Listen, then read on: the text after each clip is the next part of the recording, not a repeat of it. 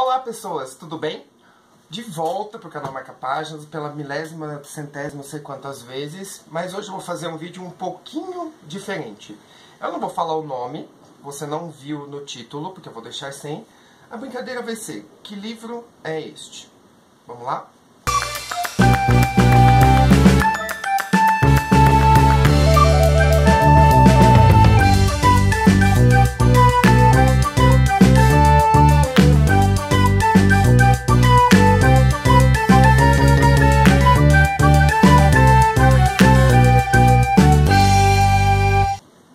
Como que eu vou fazer isso? Eu acho interessante, às vezes, mostrar um pouquinho sobre como que o livro é escrito, ou dar um pouquinho do conteúdo do livro sem falar dele. Será que vai dar certo? Eu espero que sim. O que eu vou fazer então? Eu vou ler alguns trechos dele, para você tentar adivinhar que livro que é esse. Talvez seja fácil, olha o tamanhinho dele. A primeira dica é, não é esse tamanho real do livro. Real assim, né? Tá aqui, mas depois você descobre. Então vamos lá, ó. Eu vou ler a introdução da primeira parte. Então vamos lá. Ele começa dizendo o seguinte: este livro propõe, primeiro em resumo, o assunto geral, a desobediência do homem e a respectiva perda do paraíso onde fora posto. Tá fácil, hein? Lembra que você tem um tempinho aí para adivinhar. Se você lembrar, se você descobre que livro que é, dá um pause nesse vídeo, vai lá e comenta lá embaixo. Ah, eu acho que é esse livro. Então vamos lá. Continuando. Depois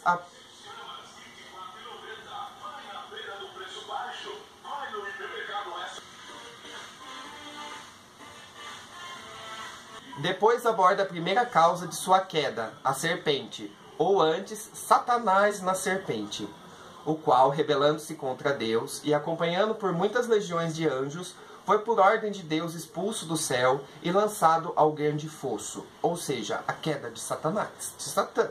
Ultrapassada esta ação, vamos para a próxima ação então, ocupa-se o poema com o meio das coisas, apresentando Satanás e os seus anjos, agora caídos no inferno, descrito aqui não no centro, pois céu e terra ainda se dão como não criados, certamente não amaldiçoados, mas num lugar de trevas profundas, daí chamado caos. Então a gente já tem mais ou menos a apresentação do inferno, não é mesmo?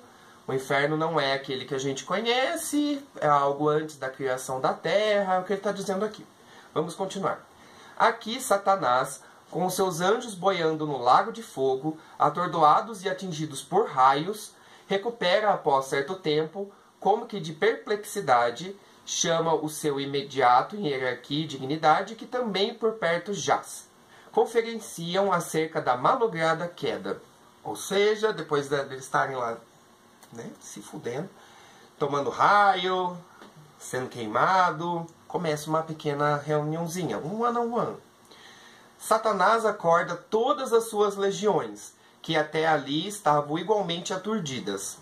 Levantam-se seus números, ordem de batalha, os principais chefes chamados, de acordo com os ídolos conhecidos mais tarde em Canaã e nas terras adjacentes.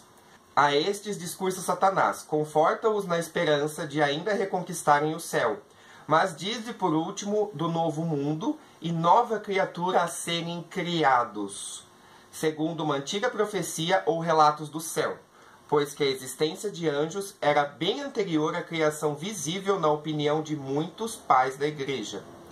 Ou seja, ele chama todo mundo para uma reuniãozinha rápida, aquela reuniãozinha de escritório que não deve durar nem uns 5 minutinhos, sabe? Que o seu chefe chama e fala assim, ó, vamos lá, todo mundo, vamos conversar rapidinho. Depois demora 2 horas aquela reunião. É mais ou menos isso que está acontecendo aqui.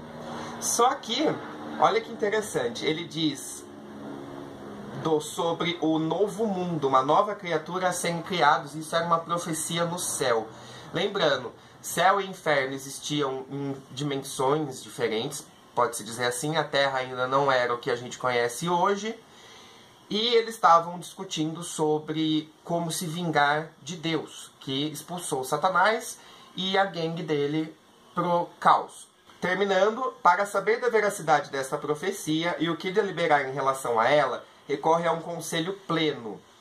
o que então empreendem os seus companheiros. Subitamente surge Pandemônio, o palácio de Satanás erguido das funduras. Os infernais pares lá se sentam em conselho.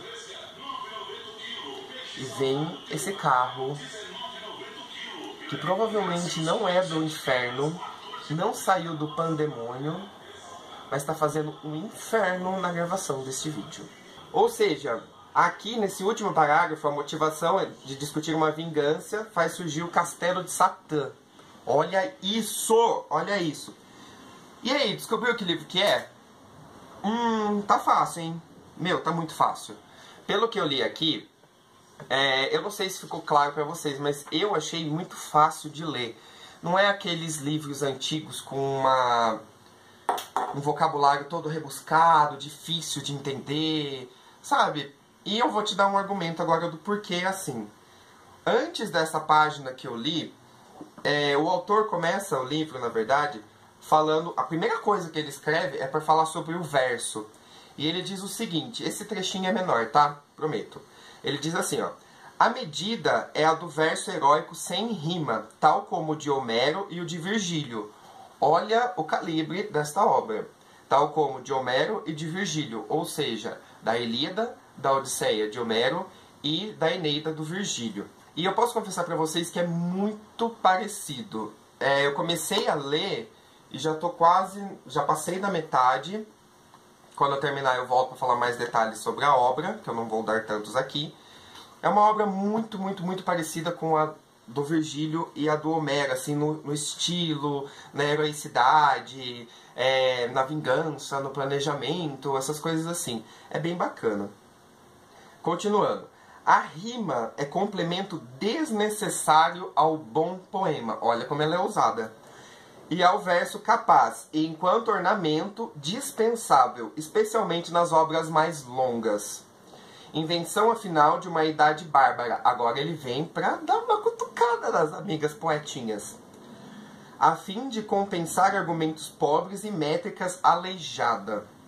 Agraciada desde então por um punhado de poetas modernos afamados, entusiasmados pela tradição, mas muito para sua própria vergonha, embaraço e constrangimento, impossibilitados de dizer as coisas de outra maneira mais eficaz e ricamente expressiva. Olha como a autora assim, né? É autor, é homem, mas a autora deste livro é ousada. Pega a petulância desta cavala. Porque, gente, faz todo sentido começar com uma explicação sobre o verso, porque na hora que você começa a ler, obviamente, ele é um livro para poesia. São ao todo 12 livros que compõem essa obra, que você ainda não sabe qual é, mas deve desconfiar. E realmente não tem rima. O mais legal é que, assim, mais uma dica, ele foi escrito em inglês. Então, o bacana desse livro aqui é que você consegue ler a tradução feita por, vamos dar os devidos créditos, não é mesmo?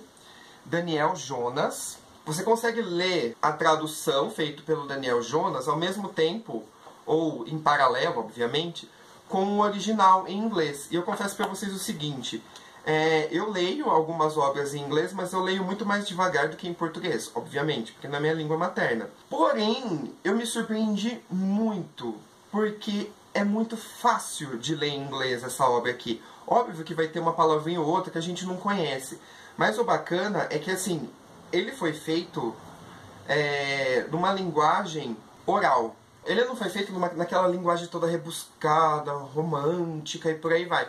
O que só prova a genialidade da obra, porque assim, o autor, quando foi escrever essa obra aqui, ele já estava cego. Ou seja, a obra foi ditada para alguém e a pessoa compilou tudo e fez o final. Eu acho que assim, não que uma obra ditada tire todo, como eu posso dizer, tire toda aquela estrutura rígida da linguagem. Mas é mais um fator, na minha opinião, que reforça o estilo em que o autor quis escrever essa obra. Então, primeiro, você não vai ver mesmo rimas, como a gente está acostumado a ver, como eu vou falar, por exemplo, da Divina Comédia, que é um dos próximos vídeos. Além disso, a linguagem é muito acessível, tanto no inglês quanto também no português, e isso é genial. Às vezes, algumas coisinhas da tradução fica assim meio assim, mas não ficou muito claro. Quando você tiver este probleminha de clareza na tradução, você pode recorrer à versão em inglês, que está exatamente no canto. Aqui está em inglês e aqui está em português. Então é muito bacana isso. Porque assim, eu fiz vídeos aqui já do Virgílio e do Homero, né? Vocês acompanharam. O Homero estava, obviamente, escrito em grego, ou seja, não dava para entender porra nenhuma. Agora, o do Virgílio estava escrito em latim. Por mais que seja um latim arcaico, era algo que dava para se entender um pouquinho mais. Porém, como a gente tem uma cultura do inglês aqui no Brasil, fica muito mais fácil para você ir acompanhando as duas versões. E outra coisa que eu acho muito interessante, até por conta dessa questão da língua, que eu falei para vocês, não é escrito numa língua muito rebuscada, nada disso, eu falo com base na minha experiência com Edgar Allan Poe. Eu peguei para ler O Corvo em inglês e nas traduções do Machado de Assis e do Fernando Pessoa. Em inglês, para mim, foi quase impossível, porque eu acho maravilhosa a forma como o poema em inglês é rimado. Então tem uma rima no meio da frase que termina lá no final, uma rima no meio do verso, né? Uma rima no meio do verso que termina no final. E assim vai quase o poema todo. Então cria o que os teóricos dizem desse eco. Você diz uma palavra e lá no final você repete a mesma entonação, o mesmo som daquela palavra. Então vai criando esse jogo, esse encadeamento. Aqui não tem isso. Além de não ter isso, a linguagem do Poe era extremamente rebuscada. Era uma coisa muito, pra mim, muito difícil de ler em inglês. Várias palavras eu não sabia, um vocabulário, acho que gótico, trevoso. Era um vocabulário bem, assim, sabe, bem denso. Agora, neste livrinho maravilhoso aqui, não. O vocabulário, a escrita em inglês é muito fácil de entender. Os primeiros versos você já consegue perceber isso. Porque, ó, fazendo uma tradução livre do inglês que está aqui, ele diz da primeira desobediência do primeiro homem e o fruto da árvore proibida. E aí a tradução ficou da rebelia adâmica e o fruto da árvore interdita. É muito bacana, sabe? Eu já estou me enrolando, não é mesmo? Eu não vou dizer que livro que é, eu só vou dizer que está sendo uma leitura extremamente agradável, porque eu gostei muito de ler Virgílio e Homero, pela heroicidade, né, poema épico e por aí vai. Esse aqui é muito parecido, embora, como eu li pra vocês, ele deu uma cutucadinha na tradição, aqueles que usavam poesia, rima no poema, né, o argumento dele aqui no começo, então fica muito mais fluido. Embora seja dividido em versos, a gente consegue fazer aquela leitura, embora digam que é errada, de você ir lendo constante, assim, sabe? Sem ficar parando verso por verso. Você consegue ler até o ponto final e depois continuar lendo. Enfim, descobriu que livro que é? Eu tô quase terminando a leitura, então eu vou voltar para falar dele. Vou ler alguns trechinhos na próxima vez. Interpretar algumas partes que são sensacionais, para vocês terem um pouquinho mais de gosto. E, gente, última dica, e eu já falo tchau pra vocês. As ilustrações desta edição são maravilhosas. Olha isso. Acho que dá pra ver. Não sei se tá focando, mas tá aí, certo? Então é isso, gente. Semana que vem eu volto pra falar que livro é esse. Embora vocês já saibam, como eu já disse várias vezes. Mas aí eu volto com informações mais completas, tudo bem? Então é isso, gente. Tchau!